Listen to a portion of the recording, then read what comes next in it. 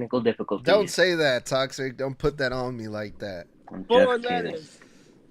One One word. word. Tech. Stop. I won't have these problems too much longer. Our lawsuit mediation is on Tuesday of next week. Thank God, after 2 fucking years of this fucking litigation lawsuit. So I should be. We're on live, so I don't know if you're allowed to talk about that or not. But. Oh well, yeah, we're the victim suing. So, I'll be upgrading my equipment when that comes in. I already talked to my wife. I'm going to get a much nicer camera. Probably upgrade this to a MacBook Pro laptop, and then I shouldn't be having connection issues that much anymore. But it's just ridiculous. But that's good. That's exciting. I'm ready for that shit. Let me tell you. All right, we're almost ready. I just gotta post it a couple times here. What am I doing? Quotes. I'm getting my haircut tomorrow, so y'all gonna see me with new hair on Friday. You're gonna go like completely bald? You should. No. No. Are you doing a number 1 or? I don't know. Why don't you? You got enough hair to where you should be having them faded up the sides for you, man. Get a skin fade. Get a high and tight skin fade. Get a mohawk. Just go bald. Hell no. And then just down the back. Hell no. You call it but I think you'd look good with a high and tight skin fade. Leave enough on the top to style with a pomade or a gel. Oh, Snug. My stepdad has been trying to get me for a couple years to get an inverted mohawk. I'm like, there you go. No. Do it. That's what I get for my haircut. I get that for my haircut. Oh wait, hold on. Jay, my love, says, "Hey y'all, what's good, Jay?" Oh, you get a fade and a 1.5. Okay. All right, we ready. Yeah. All right, gentlemen. 4 letters, 1 word. Mute. What's going on, everybody? Welcome back to the Snug Wrestling Podcast. My name is Edgar. I am the host. Monday Night Raw was insane tonight. One hell of a Monday Night Raw after the Night of Champions. And it was an early Monday Night Raw. It started a couple hours early, which means we are doing the review early, which means we're going to be done early. And that's really, really lovely. What's going on, fellas? Welcome to the Snug Crew, Mr. Blood, Toxic, and Tommy. Biggie. Yep, it's good. It's good. Interesting episode of Raw.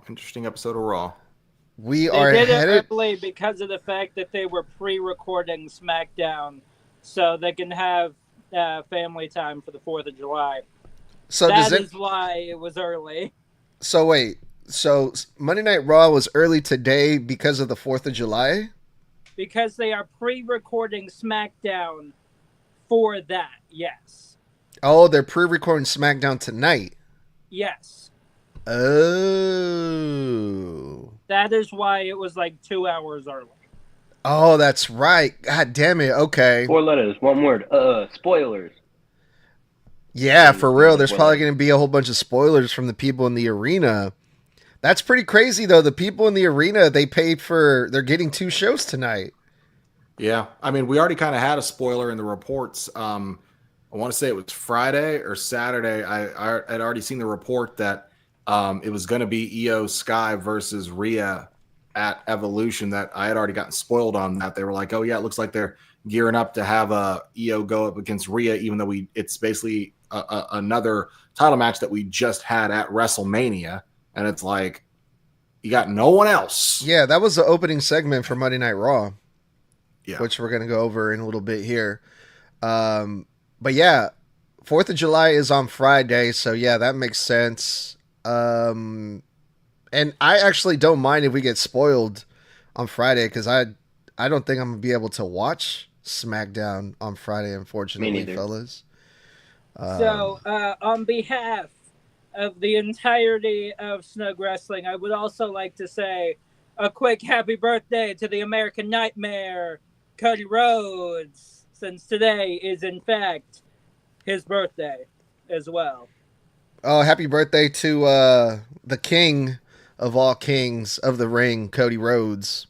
He turned 40 years old today, right? Yeah, I think he's 40. He's the big 4-0. Oh, shit. Yeah. Pretty soon dyeing that hair ain't going to mean nothing. Well, right on, fellas.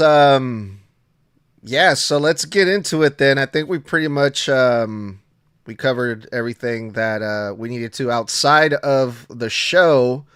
But yeah, Monday Night Raw, pretty much, dude, this was crazy. There's a lot of stuff happening on the show, but I feel like this show pretty much revolved around the next PLE, which is Evolution, because we got 3 matches that were announced tonight, if I'm not mistaken. The first one was Rhea Ripley versus Io Sky. Then they later announced there's going to be a battle royal to determine the number one contender for the women's championship, and also a 4-way tag team match for the women's tag team titles that Roxanne and Raquel are going to have to defend. Right? Those 3 matches. Am I missing anything when it comes to Evolution?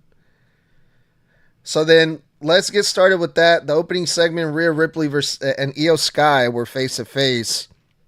Rhea Ripley just had to go out there, and she didn't really have to say much. Io Sky pretty much came to her. And I feel like we've been seeing that a lot lately, where it's the champions that are coming after their opponents. Like Jacob Fatu offered Solo a title match. Now Io Sky is offering Rhea Ripley a title match. And I don't know, that's just kind of weird to me, but Io Sky said that Adam Pearce gave her the option to choose whoever she wants to face at Evolution. And Io Sky, I don't know if she's either dumb or just is full of heart, says she wants to fight the best, and the best is Rhea Ripley. So we're going to get Io Sky versus Rhea Ripley at Evolution. Mr. Blood, I feel like we've seen this match over and over again, but has Rhea Ripley been able to beat Io Sky yet? I don't think so, right? No. So the entire crux of the main criticism that we especially had going into Mania was that they involved Bianca Belair in the Io versus Rhea story. When the story that should have been told, as we have done to death on this panel, have said, it should have been Bianca stayed her ass on SmackDown in her Jade Naomi story. And then you could have inserted Rhea into the chamber to win, or Io into the chamber to win, or whatever you wanted to do to get it to be Io one-on-one with fucking Rhea at goddamn WrestleMania, where you could have told the story of Rhea has never been able to get one over on Io. Rhea has never been able to beat Io Sky, ever.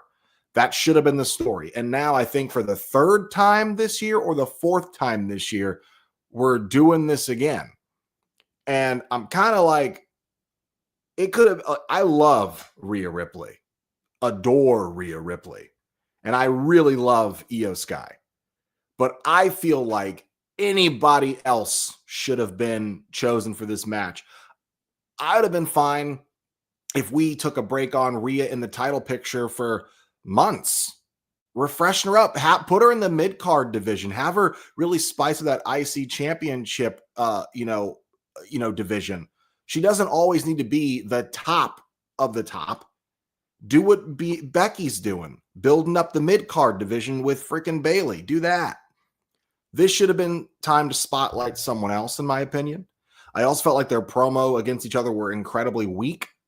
I did not care for their promos at all. It felt like they said the same thing 2 times a piece. I think Asuka should have gotten the slot here based on how Asuka and Io had already interacted 2 weeks ago. I feel like Asuka should have interrupted Io, or Io should have called out Asuka and just straight up said, hey, you know what? You didn't win at King of the Ring, but I want to fight you. Because we, just like we always talked about in Damage Control.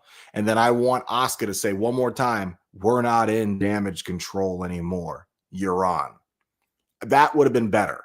Since we're not getting it at SummerSlam, we should have gotten it at Evolution. That feels more like an Evolution-styled match, in my opinion.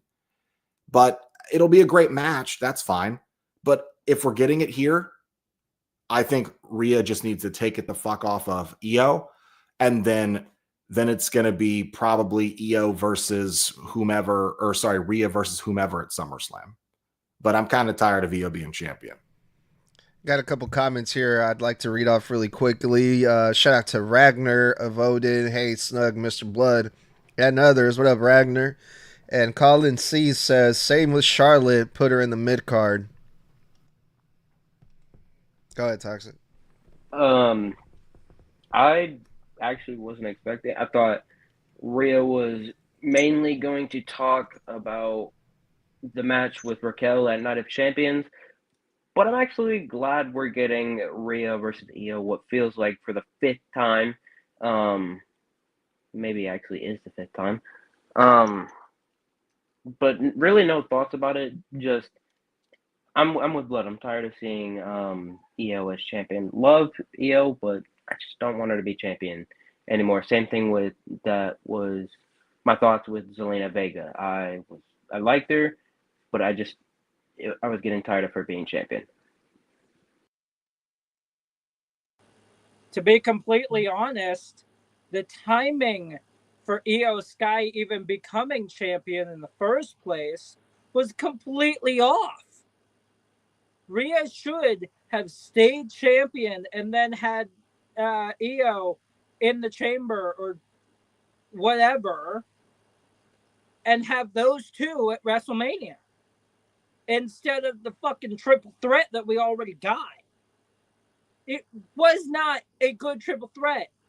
If I'm being completely honest here, these three gave it their all at WrestleMania, but overall, it should have just been Rhea Ripley versus Io Sky. I'm glad that we're finally getting it, but please, for the love of God, take the title off of Io. Make Rhea Ripley your World Heavyweight Champion again. Please. Oh boy, yeah, I don't know how I feel about this one, fellas, because Io Sky hasn't really been defending the title at all, it seems like, since she's won it.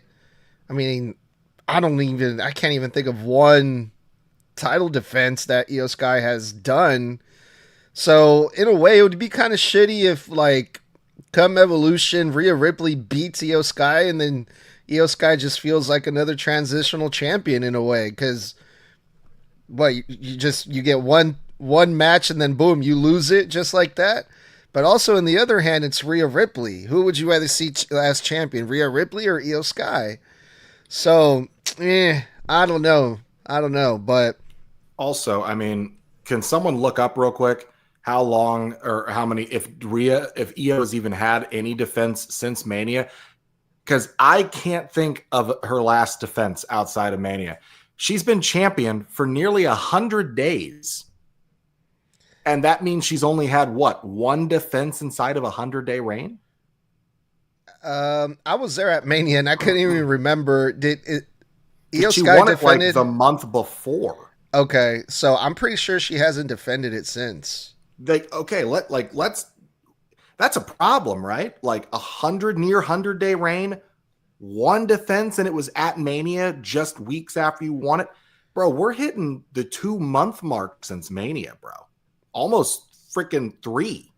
The only reason why I say this is a problem, because I'm usually not like a big hater when it comes to, the champions have to defend every single week, 5 times a month or whatever. I prefer the champions, they defend and they wrestle on the big shows. That's I'm okay with that. But also, this is a problem because I don't think you can just beat Io Sky at Evolution because at this for the point, same you reason. might as freaking well. I mean, because I'm with you where I don't care if a champion defends it every week or not, but I certainly do feel like you need to defend it at least once a month to every 6 weeks, something, because that was the huge crux that we had with Brock Lesnar. We were hating him as champion because they only put it on him to break CM Punk's record after they cut the cord with CM Punk, and they wanted to wipe his record off the modern history book. So they had Lesnar go on a title reign break. So they got to take it off of Io if they're not having any plans for her. I'm sorry. Yeah. Wasn't there a rule at one point where it was either like 30 or 60 days before management has the option to just vacate it? I don't remember. Blood, you're shaking your head. You remember something about that? So, okay. Io Sky's last title defense was at WrestleMania 41. Mm-hmm. Yeah. Okay. Yeah. Makes sense. And to your credit, yes, there was actually a rule originally where the champion had to do it with every 30 days, 30 to 60 days, or they had to vacate it. I remember that rule. How long was Io's title reign? Because I want to know this shit. Because this is a problem. Mm-hmm. At WrestleMania 41. Big problem. So since WrestleMania, it's been 69 days as of June 30th. But she's won the title like a month before that. Because they kept pie facing her for like they were pie facing her for like 3.5 weeks. But yeah, man. I mean, I don't feel like we need to wait till SummerSlam. At this point, you're just padding out a pretty useless reign. This was the same problem we had with her reign the last time. It wasn't memorable. This is what we were all afraid of when they put the title back on her. She didn't have a memorable reign the first time she held it. Well, now I'm getting all excited for our prediction episode for Evolution. Yeah, next week on Wednesday. Well, let's go on over to the tag team division, y'all. We got new tag team champions for Monday Night Raw. And now the New Day is dripping in the gold. Tag team champions. What did I say? New Day. Oh, the Judgment Day faced the New Day. My bad. The New Day lost the titles. That exist. That's so many. I honestly don't blame you. So many days in this fucking Shut up. in this fucking thing. But the Judgment Day are new tag team champions. The Judgment Day also the women's tag team champions. Dominic Mysterio, Intercontinental Champion. So the whole faction is carrying gold now. And this was a heel versus heel tag team match. And I was thinking, what the fuck? Who are we supposed to go for here? I don't fucking know. But the fans in Pittsburgh got behind the Judgment Day, which I thought was really interesting. And I got behind the Judgment Day. And it was a great opening tag team match. And to make things even better, we exchanged the titles. We got new champions because I was so over this New Day tag team championship fucking run or whatever you want to call it. Another tag team that even the announcers were saying they need to defend him more. They never defend him. This is coming straight from Michael Cole. And he's like, good, Judgment Day won because the New Day weren't doing anything with them anyway. So thoughts on the tag team match? Are you guys glad we got new champions, or how did you guys feel about this? I find it funny that Michael Cole called out the New Day for not defending the titles often, but completely left Io Sky alone when she's actually held it 2 times as long with 1 defense. So very hypocritical there, Michael Cole. I thought that this was genius. The New Day title reign was not working. They ran out of ideas. I haven't seen the Viking Raiders on Raw in a couple weeks. Or the War Raiders in a couple weeks. I've not seen them on Raw. And as far as it's concerned, if you're going to put them back on the Judgment Day, it's doing it while serving a purpose, because you want the Judgment Day to feel as successful as possible without Liv there. So when Liv comes back, it causes friction. Well, look at us. We've been holding gold for weeks and weeks and months. You've been gone. We've been great without you, Liv. We don't need you coming in here and messing up the works. And Liv is going to literally sit there and act like you guys replaced me with Roxanne. So everybody's just happy that I was gone because you're better off without me. And that's the story they're going to tell. And I think putting these tag titles back on Finn and JD was a smart play.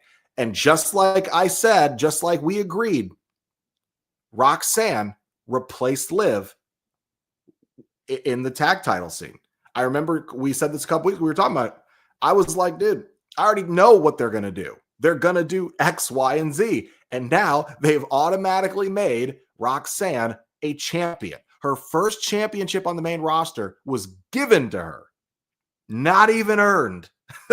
So this is going to become quite the story. I hope they keep these titles on these guys for a while until Liv comes back. I think let them all hold the gold for months because it'll be better that way. Okay. The match was incredible. Awesome match. I thought everybody showed up in this match. And let's talk about that awesome JD moonsault and the coup de grace finish. Lovely icing on the cake. I thought this was a great opener. Phenomenal tag team match. And I like that we're getting title matches on quotes unquote free TV. Sorry, I just y'all just froze for me. Blood, I just want to say something real quick.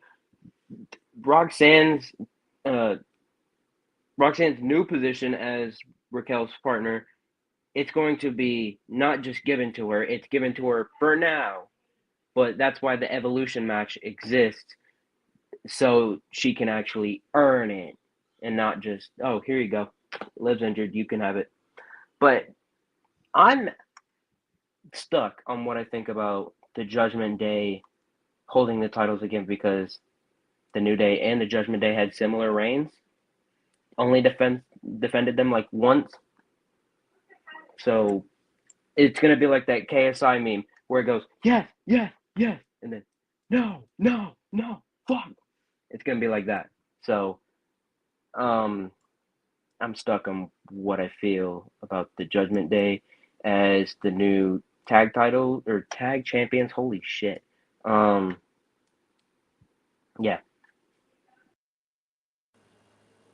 I think this was a fucking excellent decision here.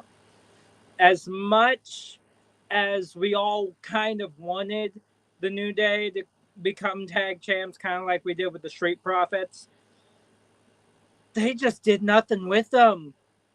Like, at all. They didn't do shit. Okay, y'all didn't. I acknowledge that it's been quite some time, okay? Yeah, I was like, who is we? I have seen so many posts saying, hey, make the New Day the tag team champions. I have seen so many. So, I am not alone on this. Because I at least acknowledged how long it's been since the last time they held said titles. Just saying. But New Day losing them, fucking perfect. And when it comes to Roxanne and Raquel, I am interested to see who they specifically pull from NXT. Well, we'll get to that. We'll get to that four-way. when we get there, Tommy.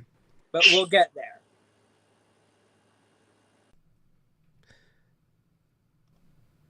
All right, I guess he's done. I'm with Toxic on this one, man. I wasn't really sure. I mean, I'm glad that they got the tag team titles off the New Day, because what the fuck, they weren't really doing anything. But like, we put them back to what it feels like the same tag team again, and it goes back to like what we complain about the most in the tag team division in both Raw and SmackDown. Raw is missing tag teams. It feels like we get the same 3 or 4 tag teams over and over again. This is like at least the 4th time the Judgment Day have won the tag team titles in different like combinations. Like first, Fourth Damian. time that Finn has held it. Huh? It's the 4th time that Finn has held it, because him and Damian took it off of Sammy and Kevin, and then Cody and Jay took it off them, and then they took it back, and then JD and Finn held it again. Yeah, and with different tag team partners, all from the Judgment Day too. So it's just like, all right, the Judgment Day tag team champions again. All right, but at least it's better than the New Day. It's a break glass in case of emergency situation. When in doubt, put it on the Judgment Day. When in doubt, put it on Randy Orton or John Cena or Seth Rollins. we have found Triple H's go-to reliable team, it seems. Yeah, it definitely seems that way. Said over and over and over again, we need a fucking draft to mix this up. We just do. And why they kind of did this already with the Usos when the Usos were both Raw and tag team champions, and they were carrying around 4 belts on each other. I mean, to have one tag team as champions for both brands, I think that's good enough. Like, you don't need to have, at least I don't think it's necessary to have 2 tag team champions on each brand. Like, if they do just one tag team, like the women's tag team, and have them wrestle the main tag teams on both shows, I mean, I think that would just make things a lot more fresher. I feel like we'll get different matches. We won't see the same tag teams wrestle over and over again all the fucking time. So I don't know. I agree with you. I agree with you. Before we move, I agree with you, and I want to say really quickly why I agree with you, because when we used to have when they got rid of the brand split, quote unquotes, like 12, 13 years ago, when it was the Raw and SmackDown Super Show every Monday Night Raw, and they still had a SmackDown, but they fused SmackDown onto Raw every freaking week. We had one set of belts, so it was the unified tag team championships. And it made for a deeper roster in competition because you had to cross promote. You had so many different stories in and out. The reason they got rid of that was because they wound up having an overabundance of teams and not enough belts for those teams to go for. So I understand why we got 2 separate titles in the division again, but then they got rid of all their fucking tag teams. So I'm with you where I'm like, dude, either do it with one set or make more teams. For real. You're right, Snug. You're 100% correct. Well, besides the announcements, the tag team titles being changed, we had a lot of great backstage segments on this entire show of Monday Night Raw, from Dominic Mysterio and AJ backstage, Chad Gable announcing that he's injured, and Adam Pearce is like, well, since you're injured, we probably won't see El Grande Americano, but we saw El Grande Americano. He's not injured, y'all. I told you guys that is not Chad Gable. El Grande Americano showed up. That's Kaiser. Backstage on Monday Night Raw. And this whole thing with Chad Gable being injured, the thing that I thought was actually interesting was like, what are we going to do? Who's going to lead us now? And Chad was like, Ivy Nile, you're in charge, basically. I thought we were going to see something else come out of all these backstage segments with American Made and El Grande Americano showing up, like some type of, I don't know, an announcement or run-in, but they just kind of didn't bring it up again. So, thoughts on this whole thing that we saw with American Made?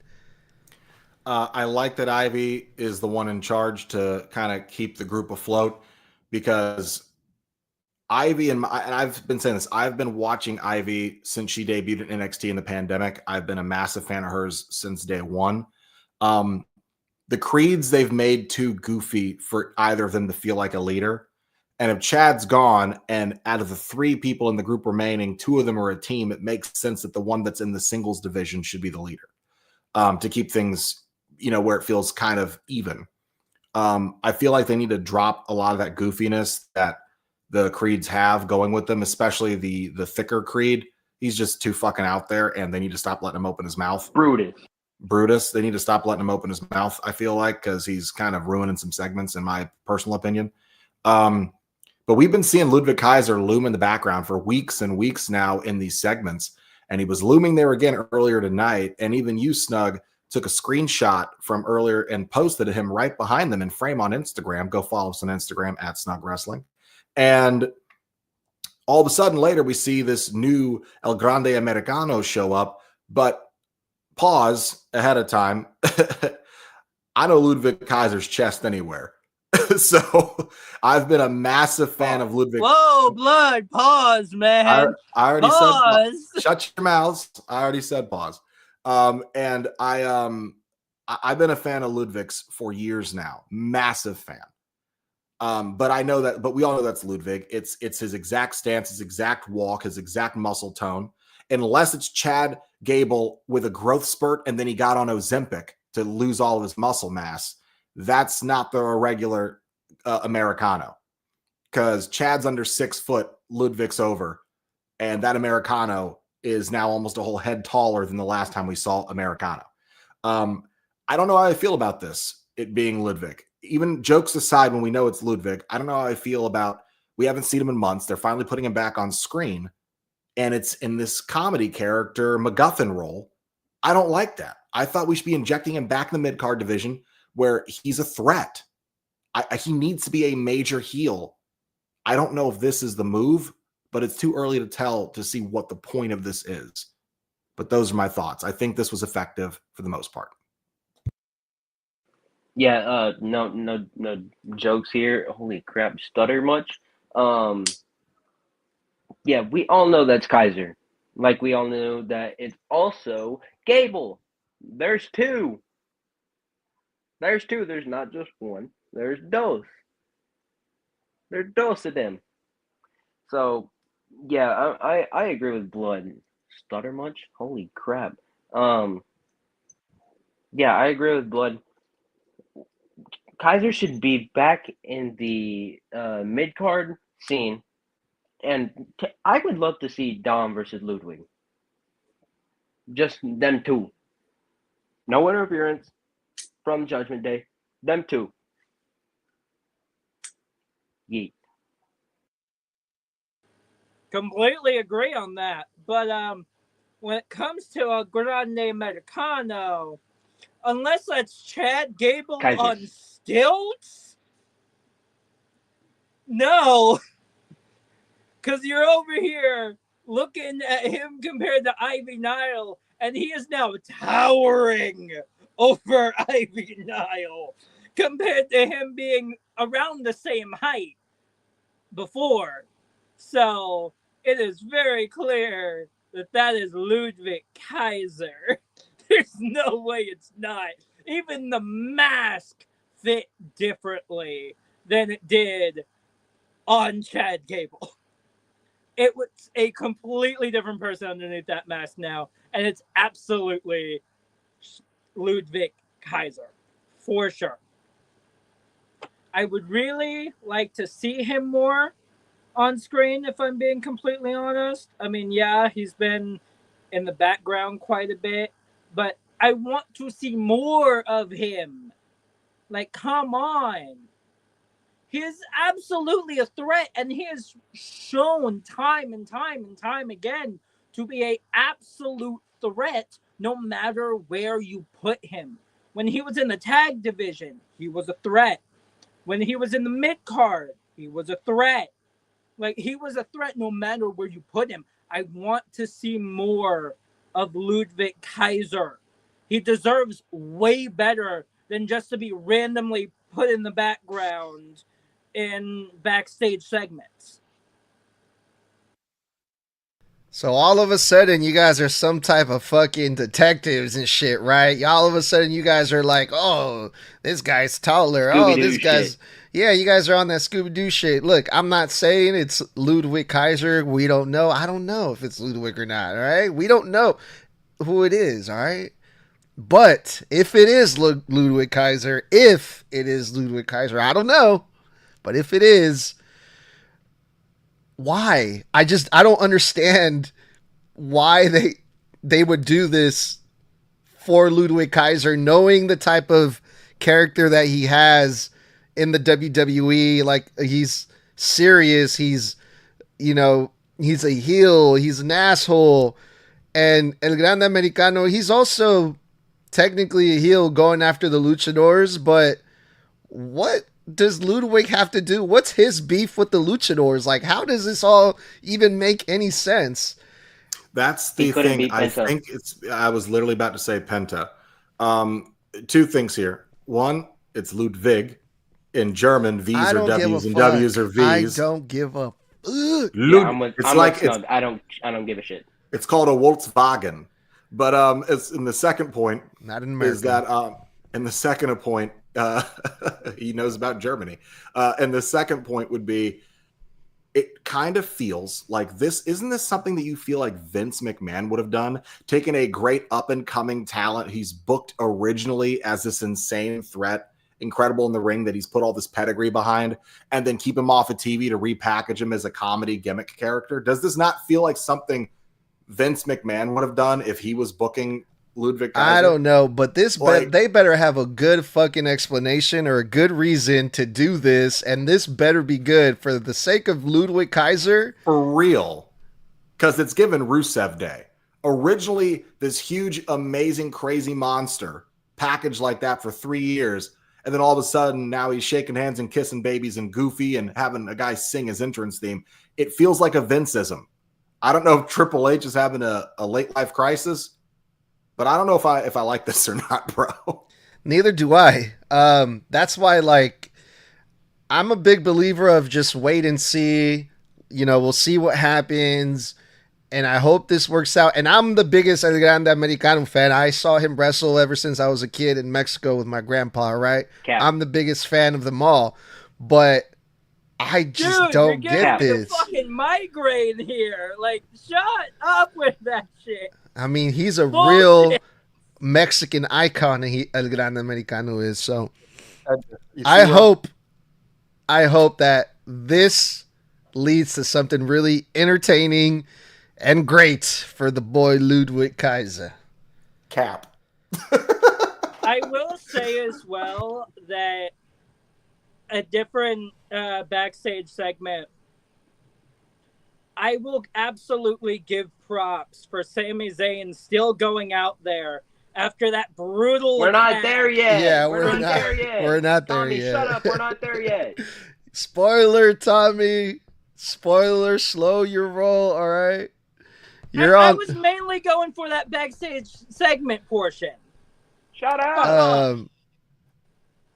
When did that even happen? That happened right before. It was right after that, right? The American Made. Yeah, it was when El Grande Americano showed up. Karrion Kross attacked Sami Zayn. Yeah, it was right. It was in that same segment. I wasn't actually thinking about going over that, but should we? Is that something that's worth mentioning? Tommy? Not really. It goes hand in hand in the finish, the final, in the main event, really. Yeah, so we can talk about it then. Tommy brought it up. Yeah, we can talk about it in the main event because I think it has more to do with the main event, if anything. So where we're at now, I'm all out of whack now. Oh yeah. Thanks, Tommy. Rusev versus Sheamus. All right, this match was, compared to the opening match, it was a really different match as far as, like, one was tag team, it was high pace, and they did a lot of high risk maneuvers. This was singles match, classic wrestling match, two big ass dudes just beating the crap out of each other. Nothing fancy here, no high flashy spots. They were just, I'm over this saying, but meat slapping meat match. I was literally gonna say big meaty men slapping meat. Yeah, well, whatever the fuck. But I think the right guy won this match. Rusev, he just, he came in not that long ago, so we need to give Rusev some more wins, some convincing wins over some serious guys, not just like the guys that Rusev came in fighting, which is like Akira Tozawa and Otis. No, now he's getting wins over people like Sheamus. So I think even Michael Cole said that this has been Rusev's biggest win since he's been in the WWE in his recent return. But overall, except for the finish, I really like this match because the finish I thought was bullshit because both of the guys were standing on the apron in the corner for like way more than 10 seconds. First of all, ref, why aren't you counting? These guys are not supposed to be on the apron for that long. Rusev fucking pokes Sheamus right in the eye in front of the referee. The referee's still standing there doing nothing. And then Rusev exposes a turnbuckle and he hits Sheamus on the exposed turnbuckle again. Weapons, referee, not doing shit. And finally, Rusev was able to get Sheamus down after a long match. Like, this was a long match, but it was enjoyable up until the finish there. I thought it was really great. But what did you guys think about it? I thought this match was the perfect example of why I keep saying I want a final Intercontinental Championship run from Sheamus. I want him to win that title before he retires. Sheamus has literally been putting on the greatest freaking matches of his career. And in my opinion, he goes out there, even on something like a fucking Monday Night Raw, and gives pay-per-view level performances every single time. The dude is getting the shit kicked out of him. He doesn't leave a Monday Night Raw match without bruises, without bleeding, without spotting, splotching. Like, he looks, every time Sheamus is in the ring, he looks like he's been in a fight. He has this legitimacy to the way that he wrestles. He really makes you buy into the drama of the match, and I freaking love that about him. I personally think, as much as my heart was like, oh, I want Sheamus to win, the right guy did win. Rusev needed the win. He needs a legitimate win. Let's not forget who Sheamus fucking is. Put some respect on my pale brother's name. The dude is a Grand Slam champion. Remember that. At one time, record-holding tag champion. He won the WWE Championship in less than a fucking year when he debuted. He beat John Cena. He beat Triple H. This guy is literally a serious contender. So having Rusev go over on him is very, very important to Rusev's character and his credibility. I will agree. This match, first off, pay-per-view level fucking match, in my opinion. The finish was bullshit. And I'll tell you why. Two things. One, really quickly, Snug, a quick correction. The apron does not count as a count out. So once you're on the apron, once you've touched the turnbuckles, once you're on the ropes, it's considered inside of the ring because you are on the ring surface. You're standing on the mat. Even though you're outside the rope, you're on the mat surface. People roll in to break a count, but if you are already on touching, arms are inside over the ropes, you're technically in the ring. However, the bullshit, which I 100% agree with you, is why the ref did not stop Rusev from ripping the cover off that fucking metal pole. And then the moment he purposefully rammed Rusev into an unprotected piece of the ring, this is not like when you hit the LED on the corner outside. This was blatant cheating and then using him as battering him into it. If the ref would DQ you for pulling off the turnbuckle cover and smacking someone's head into that ring, which they probably would if they saw it, that's why people do it when the ref's back is turned, this should have caused the DQ. 100% agree with you on that. I thought the match was fantastic. The drama when they were doing the yay boo spots on their knees and just holding each other and clotheslining each other back and forth. This shit, I want to see it again on a pay-per-view. I do. With a title on the line. I loved it. But yeah, the finish fucking just took the wind out of my sails, brother. Agree with everything Blood said. The only thing I find ridiculous is the eye poking. Right in front of the ref. Poking the eye. That should be DQ. You're done. You poke them in the eye. That's illegal in the match. You're done. Only thing I'm going to say about that. Other than that, no thoughts. Really, Blood took the words out of my mouth. Got a couple comments here. Shout out to BT Knight. Says, dude, the rage baiting is wild. Not sure what he's referring to. And also, Regular Joe says he won. I believe he's referring to Sheamus, the title in less than a year because he was Triple H's gym buddy. Sheamus versus Rusev. Unfortunately, will never be for any title, says Regular Joe. And shout out to Dwayne Cashman. What's the words? Thanks you guys for hanging out with us. We're going over Rusev versus Sheamus that took place tonight on Monday Night Raw.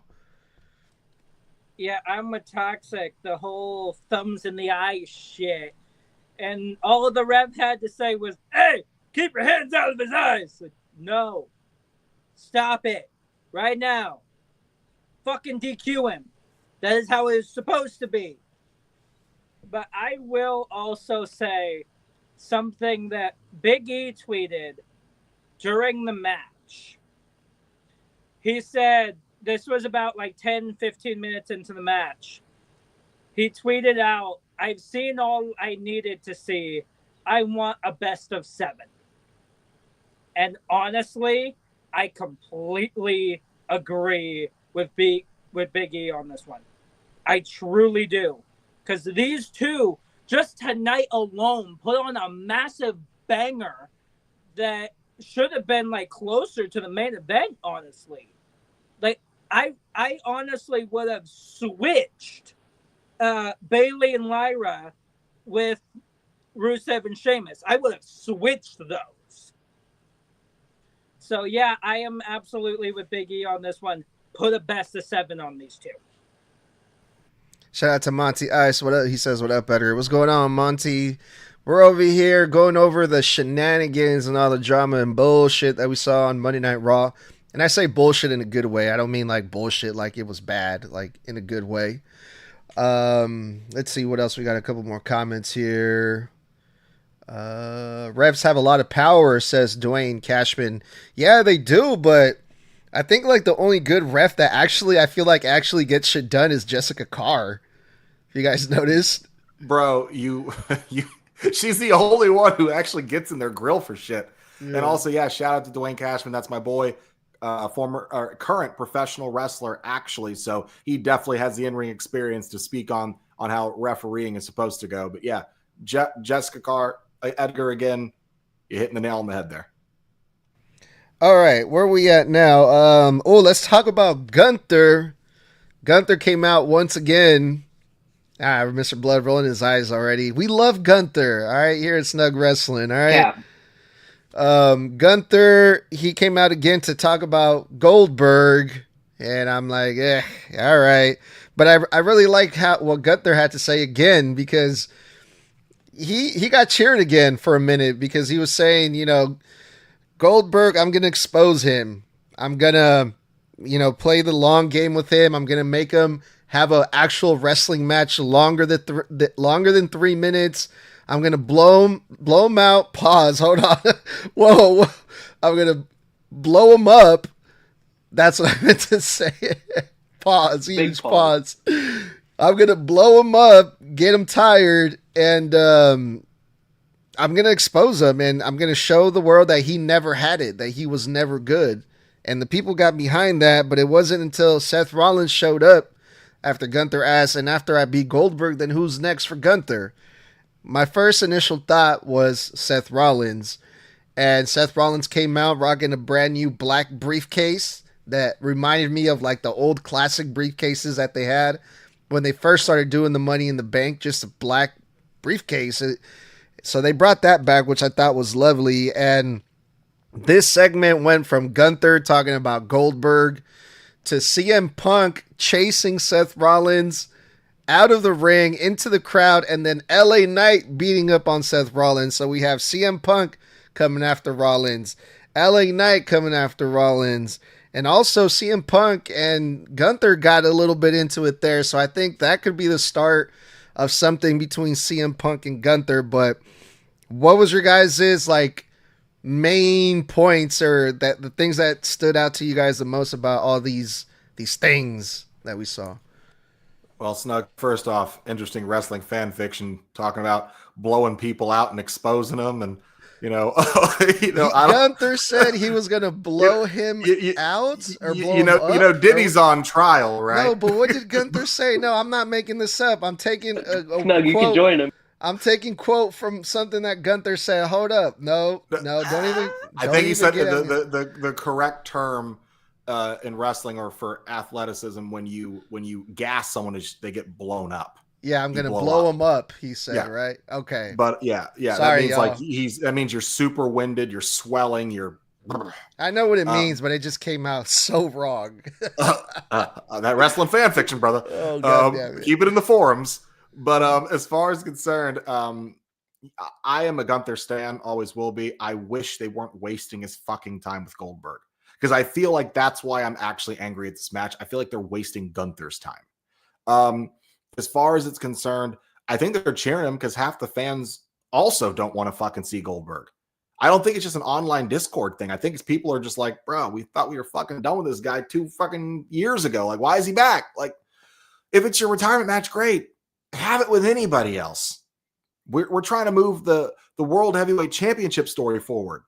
We don't need you fucking up the works, because the last time you were here, they just threw the title on you every time because it was a fucking Tuesday. Like, literally, we don't want this match. The only thing that was good about this segment was the fact that Seth came out, and that Seth was talking that ish, trying to put some mind game respect on Gunther's reign, but then also telling him and underlying straight up, my plan is to come for both world championships. I'm not just looking at John. While he tries to lie and cover up the fact that his cash in at Night of Champions was a failure by saying, oh, we didn't go there to cash in on John Cena. We went there to make sure that Punk never gets to become a champion so long as I'm in this company. Okay, not that you didn't hand it to the ref and actually attempt to get a match started. Okay, that didn't happen at all. I guess I made that shit up on the third rewatch. What a long hallucination. But and then we got CM Punk running down like the ref on Saturday. The man was motoring. Came in there, kicked the shit out of Seth. He gets beat by LA Knight. I like the segment later where they're talking to Punk backstage while he's really pissed off and has an interaction with LA Knight. But the line that Punk said where he goes, that's the best Seth Rollins' knees have worked in years. Where you saw how quick he was running up them stairs away from me. But I like the push. I like him shoving Gunther. I like Punk shoving Gunther. Also, speaking of knees, Gunther must have some weak ass legs, bro. You're much bigger than Punk. How did you go down like a sack of potatoes? Punk put some oomph in that. Gunther looked like a little kid sitting down looking up at him. I was like, yo, is Punk taking the title off of Gunther? Just really quick, I want to read off a couple more comments because they got me rolling right now. I'm weak. Regular Joe says flag on the play. So yeah, I got a flag on the play for that one. But he also brought up another good point. Is he said CM Punk and LA Knight suddenly piques my interest in the back end of this year, possibly. And that's one of the things that I love about the WWE, the way that they do this. Just in one segment, we got a lot of possible matches. Like we already saw, I believe LA Knight versus Seth Rollins announced for Saturday night's main event, right? We saw potential CM Punk versus Gunther, and then LA Knight versus CM Punk after their little heated backstage argument. And it's just like all these things are just like connected in some way, shape, or form. And that's really interesting to me as a wrestling fan. Like, oh, we could see this, oh, we can see that, and it's just so many things happening at one time. But it's great to see, I think. I swear, I am I the only one in here that doesn't like Gunther? I know Snug does, so don't even answer. Tommy, you like Gunther? Okay, yeah. So I'm the only one in here that doesn't like Gunther. Great. But I agree. We don't need to. I personally don't want to see this, even though I wish Goldberg takes it off of Gunther, because I don't, just for bias. For bias, I don't like Gunther. That's the only reason. Literally, actually, no, I take that back. No, I don't want to see that. No. Anyways, I swear Seth is gonna change that briefcase. The color, you know how he changes his Titantron to the color of what he wears? He's gonna change. He's gonna do the same thing with the briefcase. Watch. I'm calling it. I said it in the chat. But I think LA Knight is the first person to actually like have CM Punk get told ever since Punk came back. Like, no, I'm the line. Me and Seth are next, so you get to the back of the line. Yeah, but I think at SummerSlam it's going to be Punk versus Gunther just because of that one little push with Gunther's weak ass knees. All right. Good old Punk. I love the fact that the camera did get close enough to hear Punk screaming at Rollins, "You're a coward! You're a coward. It's like, yes. Right now? Yes.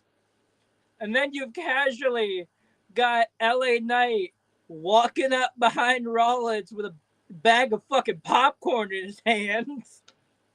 That just munching on it. I couldn't help but chuckle at that. Cause I'm like, oh, it's the classic sneak up. It's the classic sneak. Let's go. Coming from Knight, it works so much. I absolutely love that. So, and Toxic, I will say, on Gunther, I'm mid-ground. There are things I like about Gunther. There are also things that I despise about Gunther. Like the fact that his entire thing is literally said in his theme song that he does like to chop. His entire thing is in his theme. I like to chop. Exactly.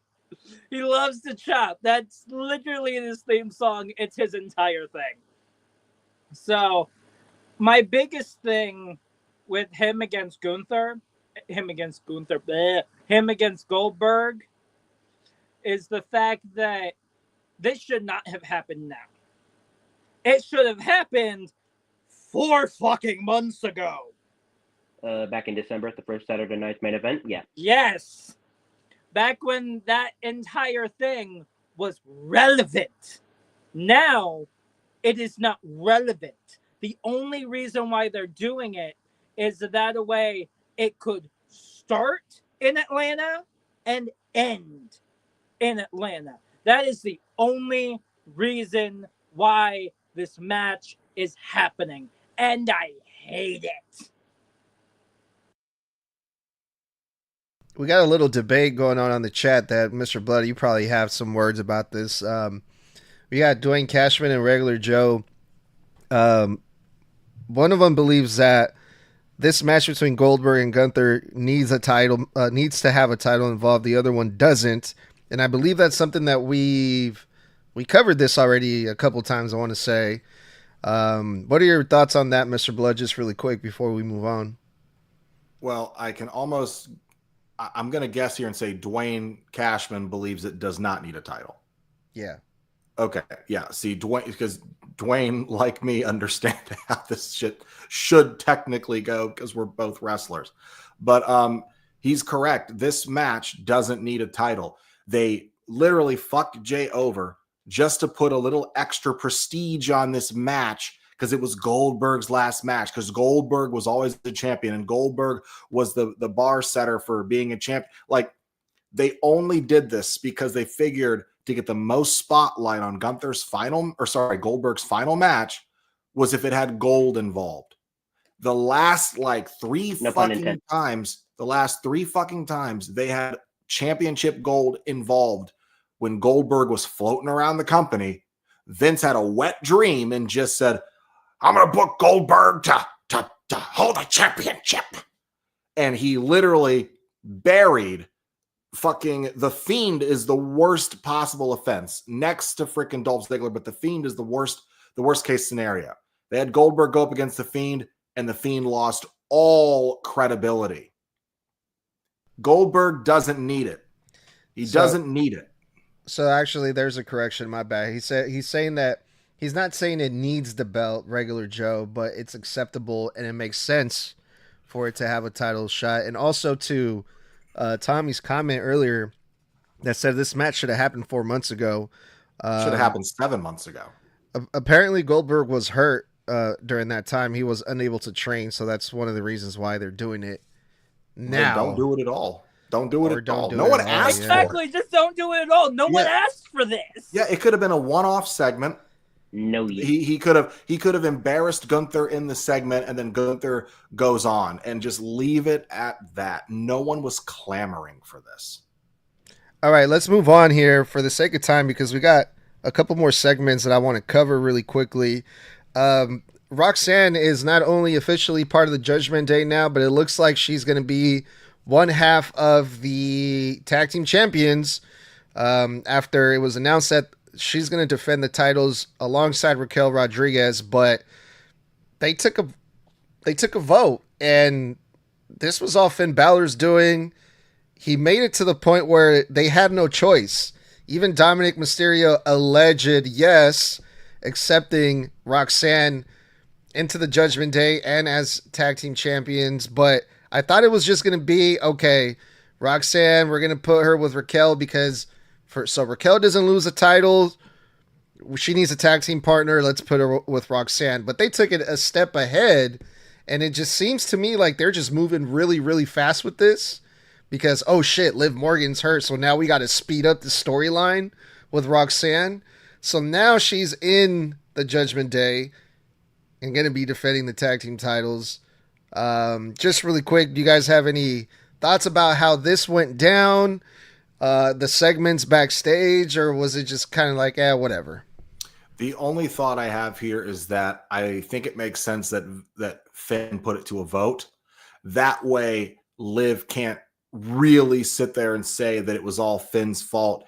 It was his idea. Put it all on him because, like, no, the whole club voted for it. We all agreed. Even Raquel, the one person Liv still thought was kind of mentally on her side and kind of following the same trail she was following as to not trust Roxanne.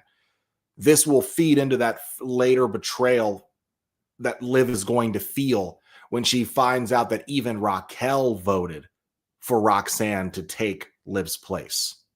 So those are my thoughts. Yeah, no really thoughts. It's except the only one that hesitated was JD. He's the only one that hesitated on his vote. So I think that he's like, this is what I think. Not it was Dom. No, it wasn't. I thought JD went. I want it so the Judgment Day can be successful. So yeah. And Dom wanted to call Liv first. Okay, well, point still stands. Shut up, Tommy. Fuck, I don't even know where I was. Thanks, blood. I think that there's gonna be something. Whenever Liv comes back, JD is gonna try and convince her, hey, me and Dom were the only two that hesitated. We weren't exactly sure, but we wanted it so the Judgment Day can be successful. So I don't know. Not a lot, but just that one little bit. Hey, Balor, what you smiling like that for? That fucking close-up of him just grinning from ear to ear. And I'm going to put this as bluntly as possible. It screamed to me, I have a hard-on for Roxanne Perez. Wouldn't be the first time he's tried to slip something in. Need I remind you of the key with Liv Morgan? Just saying. It just screams that to me. It seems like Balor wanted to get her in as fast as humanly possible. Giggity. Fuck you, blood. But still, it seems like Balor wanted to get Roxanne Perez into the Judgment Day as fast as humanly possible. Just to piss Liv off. Because even when Dom is just like, I better call Liv first. It's like, no. Do not call her. Make this decision for yourself. And then he said, allegedly, yes. Like, he's still on the edge. More towards no than he is yes. Because he wants to make sure that Liv is technically in on this decision. But Balor is so against Liv being a part of this decision that when Liv comes back, there's going to be all hell to pay.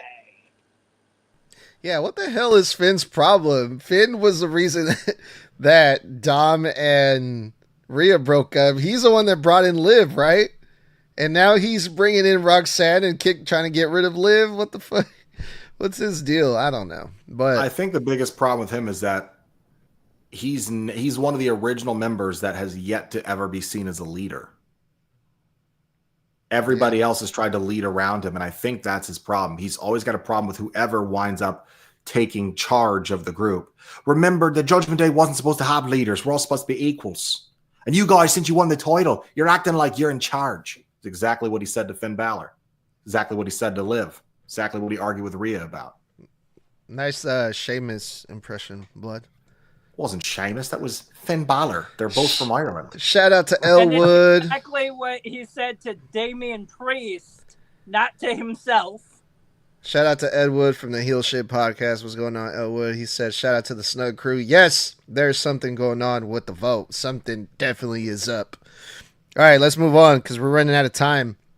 We have to talk about this. I wasn't planning on it, but Bayley versus Lyra. I wasn't really looking forward to this match, but they got me at the end with the finish because it was a draw. It was a very interesting finish, I thought, the way that they got a double pin in here. Both women's shoulders were down. Wasn't expecting that because this was a number one contenders match. The winner faces Becky for the Intercontinental Championship, and I was hoping it was going to be Bayley because we've seen Lyra versus Becky, it feels like, millions of times, and the last match between Bayley and Becky Lynch was actually pretty good. I liked it a lot more than I thought. So I was pulling for Bayley all the way. It's a draw. And I'm pretty sure it's going to lead to a fucking triple threat match again. Because we can't get away. We can't get away from triple threat matches and four ways and this and that and blah, blah, blah. And I'm pretty sure this is going to go down on Evolution, right? All right. So for the sake of time, I want everybody's answers to be fucking under a minute. So I'm going to give mine very quickly. Wasn't surprised by the end of this match. In fact, I knew it was going to be a double pin the moment that they set it up in the backstage interview and said, you guys are going to go one-on-one tonight, and whoever wins is going to be the number one contender. And that right there, I was like, it'll be a double pin because I already knew they wanted to do a triple threat. We said this weeks ago. I knew they wanted the triple threat. So I knew the moment that she cost her last week that they were going to get a one-on-one. And then the moment they actually said the one-on-one was happening tonight, I was like, it's going to be a double pin. I knew it. Not shocked at all. Not shocked at all. Final note, Lyra backstage with Bayley pissed me off. You cost her the title match last week and then you're surprised she doesn't want to communicate or talk to you or text or respond to you. Are you fucking delusional? They have turned me on Lyra completely, and she's still a babyface. Those are my thoughts. No thoughts. All right. I am going to All right. like usual. Fuck you, Toxic. So, my thoughts are simple. As Blood said, you cost her the win entirely to the point where you got in the ring just to beat the fuck out of Becky when Bayley had her right there. All it would have needed really is one more move and Becky would have been out. And you're over here thinking that Bayley is actually going to talk to you after that? Spoiler alert, no! That is not how that's going to work whatsoever. When it comes to the match itself, welcome to yet another multi-man match for an Intercontinental title. This is going to be interesting. No, it's not. All right, y'all, let's go on to the main event. I don't even know where to start with this because there's so much stuff going on in this main event. It got put together after Night of Champions, the main event at Night of Champions, CM Punk versus John Cena. It got crazy. It got chaotic. Penta came out to take out Braun Breaker, and then Sami Zayn came out to assist. And then for this main event, we got Braun Breaker, Bronson Reed versus Penta and Sami Zayn.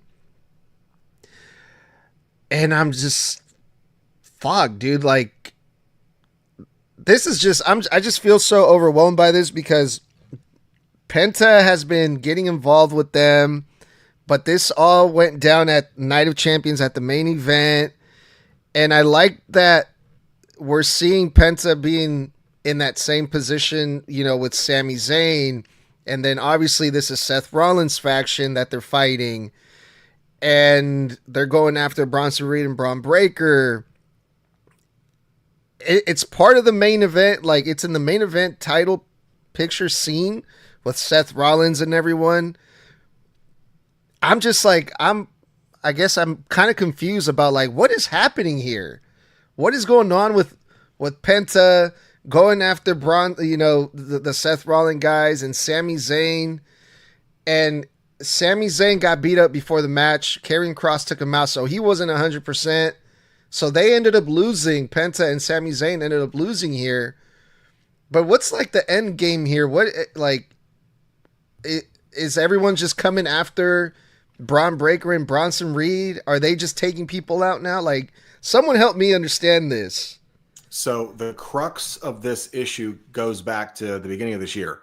Braun and Penta have been feuding with each other since almost Penta's debut. And I believe it was originally over the IC championship. And there was a whole IC feud happening that Penta was involved in. And Penta constantly got in Bronson's way or Braun Breaker's way, or Braun Breaker got in his way. They started having problems backstage. They were having problems in the ring. Those two specifically have been having a problem forever. Okay. Bronson Reed and Sammy have been having problems since the Bloodline 1.0 reunited for War Games. So they've never not had problems. Then Seth turned on his back on Jay and Sammy. And so that automatically means there's friction there. So everybody has a problem with everybody because someone jumped this guy, someone betrayed this guy here, someone turned heel on this guy here. It all makes sense. And it all goes back months and months and months from the original precipice of where this shit started. I regret to say, and jokingly also say, I think I want Penta versus fucking CM Punk at some point. Because Saturday, bro, I'm getting my ass beat. Help me. And Penta's on the way to the ring at Night of Champions. Cierro Miedo and crowd people bumping, doing his dance to the ring, while Punk is getting his ass jumped. And he's walking like, help me. Help. All jokes aside, and this is going to shock you, I'm beginning to lose interest in this.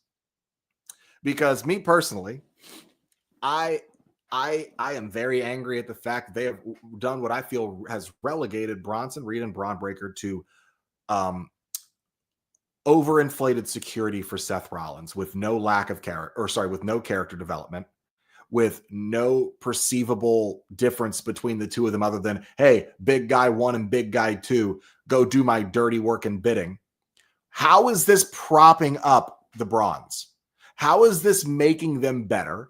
How is this elevating this talent? They are just, at this point, glorified fucking security guards for Seth, who jump when he tells them to jump and run when he tells them to run and smash when he tells them to smash.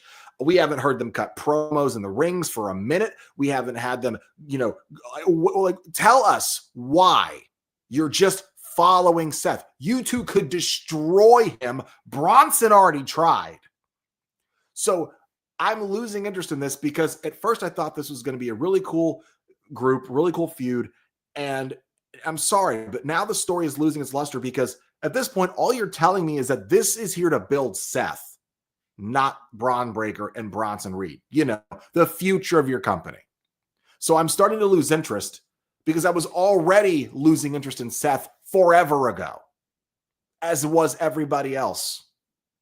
So they need to do something because outside of this match being fun and all, I'm starting to not give a shit. Yeah, I kind of felt like that too. Just really quick. When this faction first started, I was excited because I was thinking the matches we can have: Braun Breaker versus CM Punk, Bronson Reed versus anyone who Seth Rollins is feuding against, LA Knight, for example. We just haven't seen these types of matches yet, and I'm wondering when they're going to happen. Now, I never thought I would see Penta team up with Sami Zayn in a million years, let alone seeing Sami Zayn throw up the Cero Miedo on Monday Night Raw and do the Penta walk either.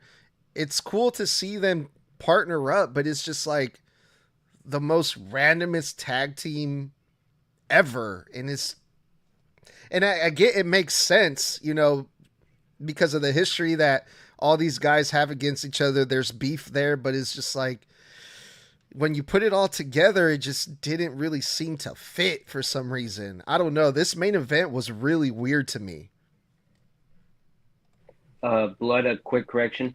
Sammy and Bronson go way back before the Bloodline 1.0 reunited. They go back King and Queen of the Ring 2024 when they had a triple threat. This is when Sammy was Intercontinental Champion. They had a triple threat: Sammy, Bronson, and Chad Gable. Anyways, yeah, I'm with Snug. This match, it's kind of confusing me because, yes, Penta helped Sammy at Night of Champions. So what? If people just help you, you just team with them to get their ass kicked? I don't know. But one thing I do know is going to come out of this is we're seeing a six-man tag. After Saturday night's main event, Jay, which he came out to save Penta and Sammy from getting tsunami. So I think we're getting Jay, Sammy, and Penta versus Seth, Braun, and the other Braun. Seth and Braun. So, yeah. Not a lot of thoughts, but we're getting a six-man out of this whole bull crap. And I'm after Sammy, Jay, and Penta, which I don't think Jay's ever going to get out of this storyline. After Jay, Sammy, and Penta are done, I'm interested to see who's next for Seth, Paul, and Braun. You know what? That's an interesting thought, Toxic, but I'm going to do you one better. I don't think Seth will face Jey Uso or be in that six-man tag match. What if it's Karrion Kross? What if Karrion Kross gets involved with Braun Breaker and Bronson Reed to take on Sammy, Penta, and Jay? If you were saying that Kross joins their group, you would have Scarlett in there, and then they can branch off into the women's division if she decides to stop being a manager. Maybe just like a one-off. I don't think Karrion Kross will join that faction, but because he wants to get his hands on Sami Zayn, I don't know. We'll see. That would be an interesting thought. I'm not gonna lie. Very good thought there, Snug. But the biggest question is, how would you get them together? That's the question there. Yes, Sami Zayn would be on that one side, but how would you get those two together? Paul Heyman. I don't know. It's just one of those things. I don't know about that. Yeah, I mean, it could just be, Karrion Kross, he's really pissed off at Sami Zayn right now, and them just, hey. I mean, Seth could use that to his advantage. Hey, you're angry at Sammy. I've got my hands full trying to focus on the world championships. If you do this favor for me, then we'll owe you a favor. So maybe Seth manipulates Karrion or uses his want to get to Sammy, says, hey, take my place. I'm preoccupied with other business. We'll make it worth your while, or we'll owe you a favor if you do this for us. Yeah. That would honestly be an interesting thought there. That would... I think you're onto something there. But my big thing here... Braun, the Pokemon! Yay! Good old Penta and Sami Zayn. The only reason why this match was happening is because of the fact that they came out and messed with Braun during the main event of Night of Champions. That is English, Tommy. But it also did confuse me as well. Because I get it. They all have all of this history together. But why? Why are you randomly, out of nowhere? It seems like Triple H's biggest thing is to go, hey, You like you? Okay, tag team, go. That seems how this is going, and it's driving me crazy that he's just casually putting two people together, even somebody who is not 100%. Like, I get it, he wanted to go out there to join Penta, but all that did was just bring down the odds of them winning there, unless it was Penta who was mainly in the ring, in which it wasn't. It was mainly Sami Zayn. Penta disappeared for about half of this match. It just drives me crazy that Triple H is just casually bringing together these random teams. Yeah, well, we'll see what happens on Friday Night SmackDown, I guess, for the next show. We got some more things coming up this week. I don't know what me and Blood are going to be covering on Thursday for our weekly one-on-one on TikTok Live, but we will figure that out, I guess, in the next couple days. What else we got? Anything else that we got coming up, Blood, that we should plug? Plug time. Let's see. Well, I'll mention it in the outro plug whenever you're ready. Go for it. All right, guys, this has been Snug Wrestling here on Apple and Spotify and wherever else you have been getting your podcast. You can follow us here every Monday and Friday night as Raw and SmackDown go off the air. We do live post-show reviews. You can also, during the shows, catch Snug Wrestling, our fearless leader Edgar here, who runs Snug Wrestling, posting on all socials. Live reactions during the actual shows, moments after they go off the air. You get tons of content even during the show. Every Thursday night on TikTok Live, myself and Edgar, the head of Snug Wrestling, do one-on-ones on TikTok Live at 9 p.m. Eastern, 6 p.m. Pacific. You can catch us this Thursday. We have yet to pick a topic, but we will surprise you when that time comes. And join us not this Wednesday, but next Wednesday on the 9th for our predictions for Evolution 2. Guys, stay safe, stay savage, and stay snug. And remember, 4 letters, one word.